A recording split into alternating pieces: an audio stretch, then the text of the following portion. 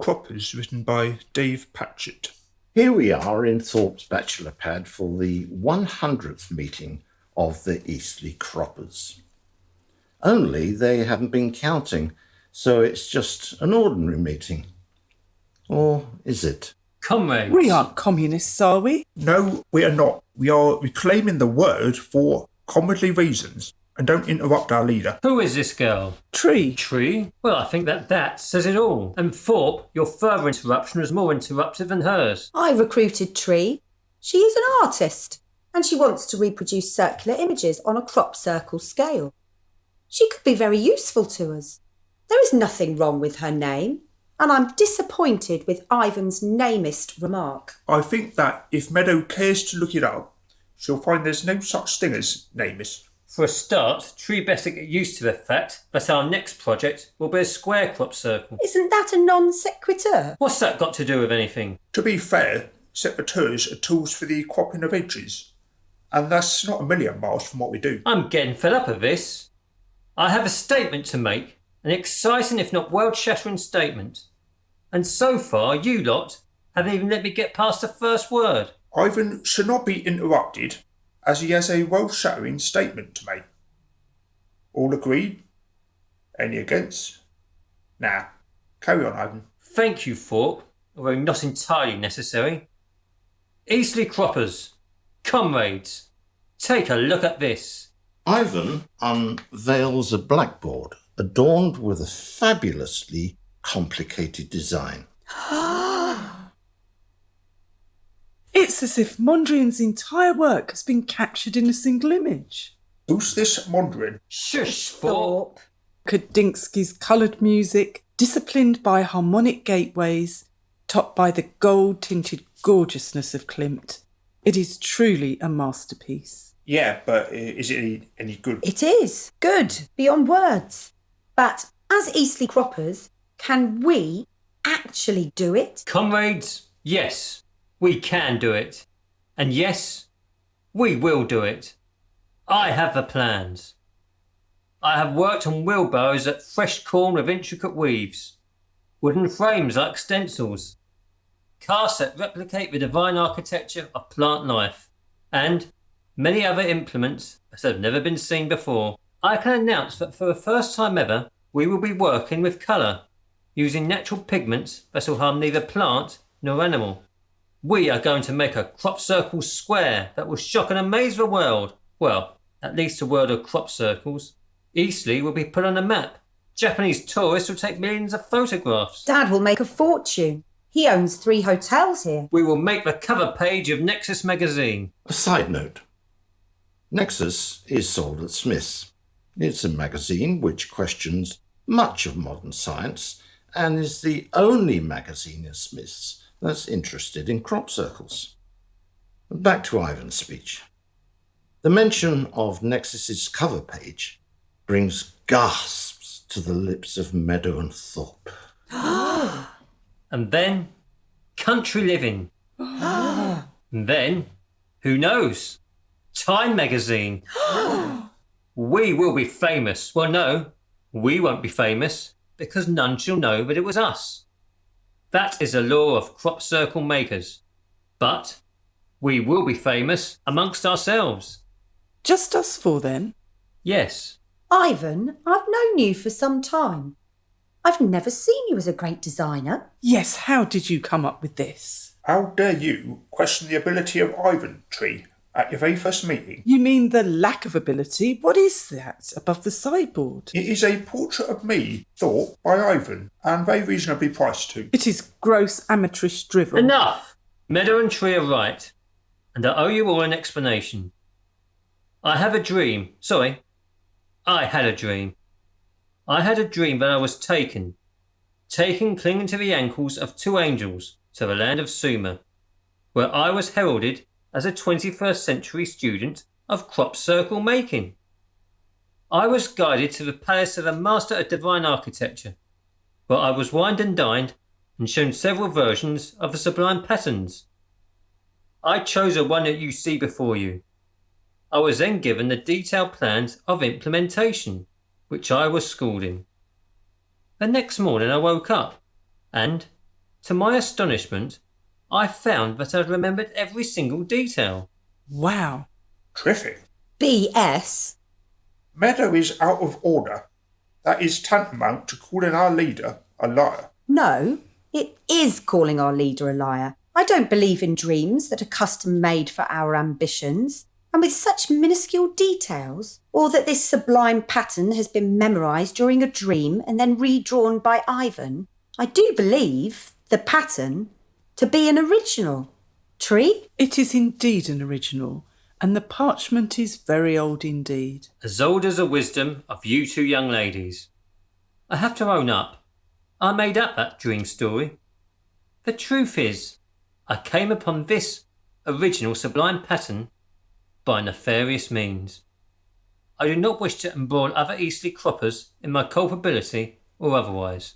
So, I am struck dumb on a nefarious source of our good fortune. Nefarious or not, possession is 95% of the law. So let us open our arms to fame. Amongst all four of us. The famous four, when they see what we are about to have done, Petersfield circlers will be quaking in their boots. Thorpe, how can you even mention the Petersfield circlers in the same breath as the great project we're about to embark upon? Who are the Petersfield circlers? Crop circle wankers. Thorpe, there are females present, They are absolute wankers, though. but they are still crop circle makers, albeit of a worse kind. They get drunk and then they trample through the precious crops with a single maypole and a piece of string. And then they go around and around for half an hour before going back to the pub to drink themselves silly. Whenever I think of a Petersfield crop circlers, I get so angry. Oh, I'm lost for words. They really are what gives us the A bad name? Yes. They are the something word I think. Ditch diggers of crop circle. Yes, and the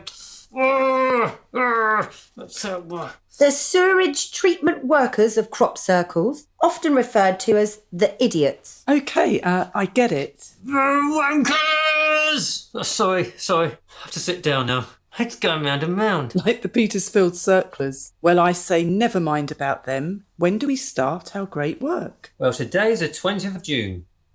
We begin and conclude what Tree calls our great work on the 29th of June.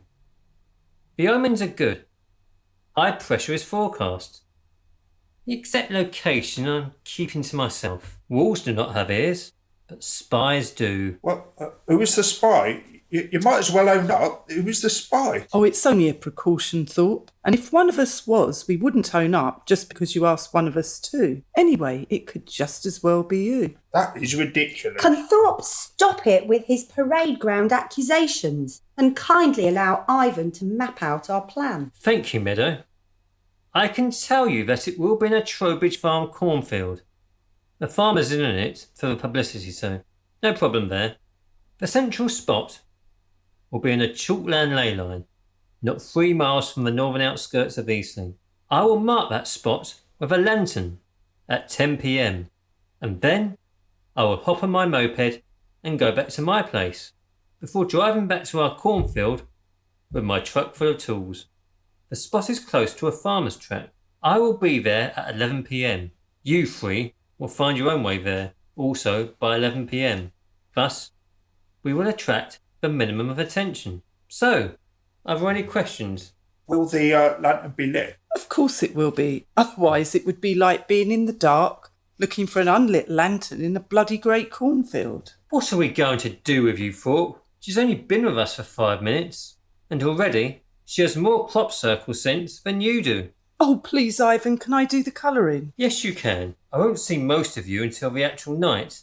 I have much preparation to do. Here, Tree, take the sublime pattern and make notes on the colour scheme. Also practice with spray cans. Meadow will act as a go-between. She will bring a pattern back to me no later than tomorrow evening. OK, that's about all then. See you all on the 29th. It's 11 p.m. on the night in question. The 3 foot soldiers for the Eastleigh croppers have arrived and stand upon Trowbridge land. So far, it's all going to plan. So far. Look, over there. See the glow? It must be the lantern. Spoiling our fun since we could easily have found the spot without the lantern being lit. All right, no need to labour the point. Here we are, and on time. But where is Ivan? No sign of the truck either. Good evening, comrades. Where did you spring from? You mean we, Thorpe. We had been taking a little power nap in the corn, and then you three turned up, and that's when we sprung up. Let me introduce you to my 4 worst-for-wear associates. From left to right, we have Hatway, Tahu, Weath, and Tawe. Oh, please excuse their lack of social niceties. They don't talk much, barely at all. They do drink beer, though, and they follow orders. I think of them as my useful idiots. Then they can only be the Petersfield Circlers. Correct, except that you have to include me. I have become their leader. And you are? I am tall. Yeah, you are. About 6'6". Oh, I am tall too, but I am tall white. Oh, you are too, and very white. You're an exquisite albino and perfectly formed. I am a tall white and not a genetically modified oddity. We all look like this. We do stand out a bit, yet we walk among you. So, what is your real name? Oh, we are all tall whites. Among ourselves, we have individual numbers. Mine run into several hundred digits. You could not cope with that. We can. I think the Thorpe's question has taken us off on a tangent. Will someone please tell him to button it? We have the same sort of problems with Thorpe. Do you know all our names? And do you know where our leader is? He's late. Oh, yes, all of them. And Ivan has been indisposed, or disposed of, same thing. Why? You seem a bit arrogant, but a decent enough tall white. Ivan is a good man. He should not be disposed of. Well, he's not as good as you think. See, he was compromised by a grey. The little bastard. Sorry, but I lose all composure when I talk of the greys. The little bastards. Oh, I love the greys. Used subtly with the various shades and tints, the greys are underestimated. 3, isn't it? Well, that says it all. There's only one thing as nauseous as the greys, and that is art students. The little bastards. What on earth are the Greys? And how did they compromise Ivan? Oh, they're not on Earth, but under it. Their metabolism cannot withstand fresh air. They like the dark, moist places. They are like the fleas, suited to plumbing and sewage systems. The fleas that pop out now and again into the sink. In the case of the Greys, usually to cause trouble. Little bastards. One of the Greys popped up and propositioned Ivan with a bargain that he could not resist. It was the perfect design for a crop circle. Oh, that must be the one that Ivan showed us. Of course it's the one. The one and only one. It is the only one like it in the whole world. The tall whites charge me with its safekeeping and its implementation. And then those little grey bastards got wind of it with their fucking ESP, and they stole it from me. They gave the sublime pattern together with the implementation plans to Ivan because he is the leader of the Eastleigh Croppers. They did it just to spite the Petersfield Circlers because they are now led by a tall white. The spiteful little bastards. Where are they now? The spiteful little bastards. Oh, thankfully, they've all scuttled back to their underground facility beneath Winchester. But the damage had been done. We had to take action, which we do not like to have to do. We engaged the Code of Morse. You used Morse code. Does Thorpe ever get anything right? No, we did detective work.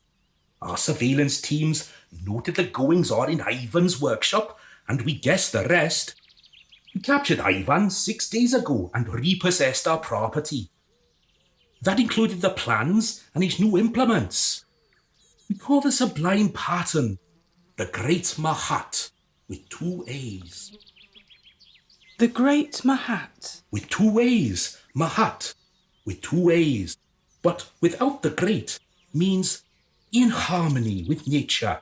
beauty and the electric magnetism. Mahat idealism originated in Persia, 3000 BC, and then spread to Sumer and finally to Egypt. The Mahat is a welcome Mahat for all the good people. The Great Mahat happens to be the perfect design for a square crop circle. Hatway, step forward and show the croppers what is again ours.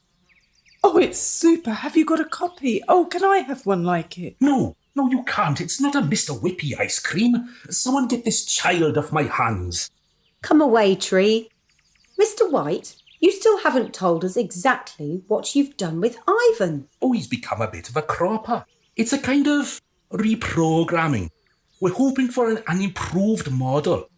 We took him on a little cruise over to the Isle of Wight, an outpost for some of our tall whites. We parted in ayahuasca and left him in the capable hands of David. David who? Oh, so David was Doctor Who's first name. Was it? Really?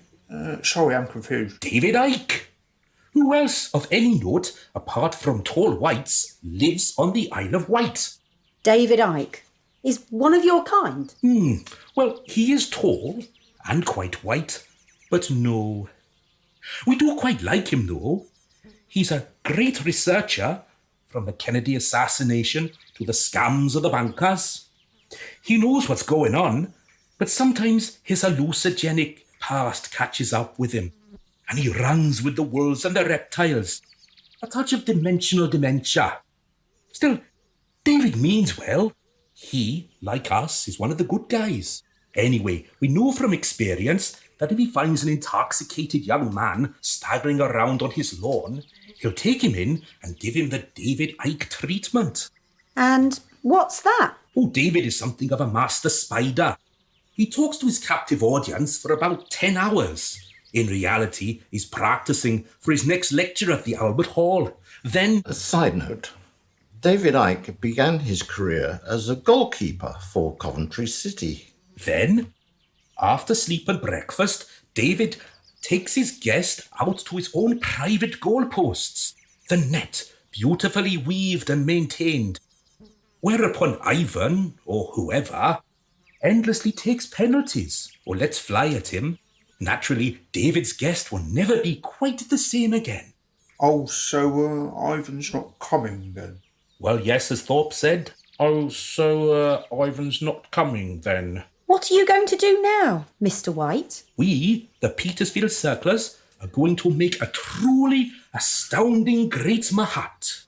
It is time for the Eastleigh Croppers to depart and let us get on with our square dance, so to speak. Hatway, go back to our truck and drive it as close to here as you can. Or can I help you, Tall? I know the colour scheme off by heart. Perhaps. Traitor. But then again, even my useful idiots have some degree of loyalty. Art students, little bastards. You just can't trust them, can you? Come away, Tree. We should go. Goodbye, Tall White. We look forward to seeing the results of all this. Where are we going? If Thorpe agrees, back to Thorpe's place. I do agree. We need to have a moratorium. You mean a post-mortem? Yeah, a post-mortem. We're not dead yet. Let's call it a review or a debriefing. Oh, I'm sorry about my betrayal. It's just that I was so looking forward to... But forget it, Tree. We all make mistakes. Me especially. Well said, Thorpe. All in all, you're not such a bad sort, are you? We are back at Thorpe's place. Our three croppers are sipping tea, or having a moratorium. Without Ivan, the Eastleigh Croppers are finished.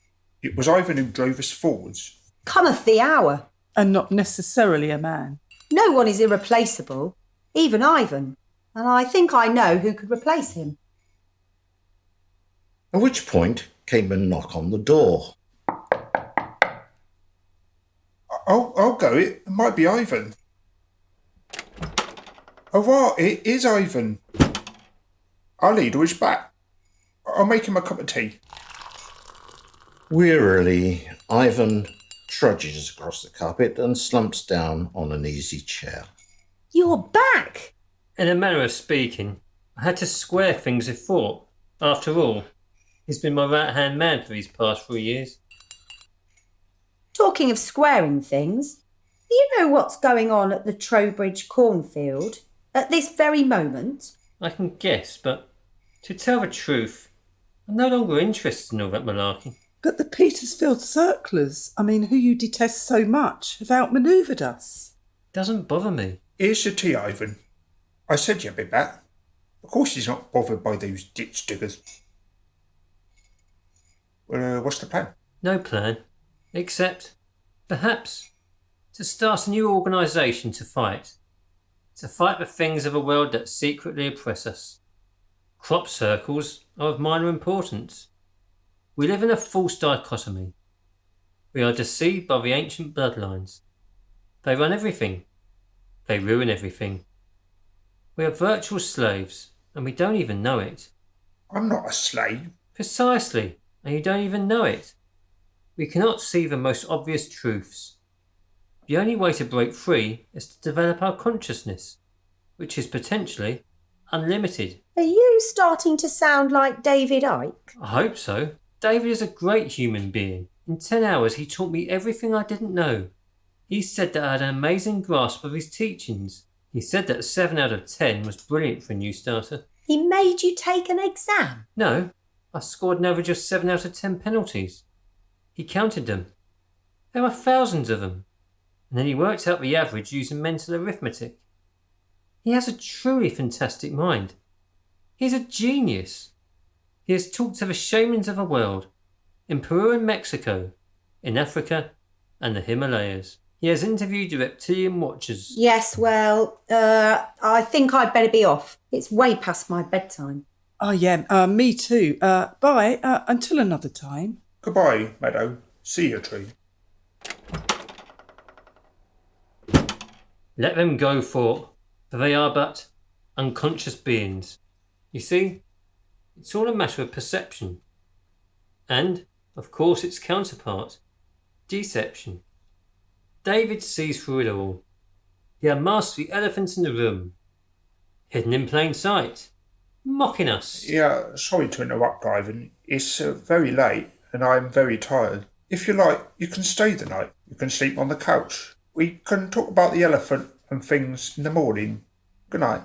That is where our story about the Eastleigh croppers ended, at least for the time being. Then, several weeks later, I felt that I had to come back to it, to tidy up a few loose ends. Ivan really was never the same again. He moved to the Isle of Wight to work as a voluntary researcher for David Icke. That's not the same as virtual slavery, though. Or is it?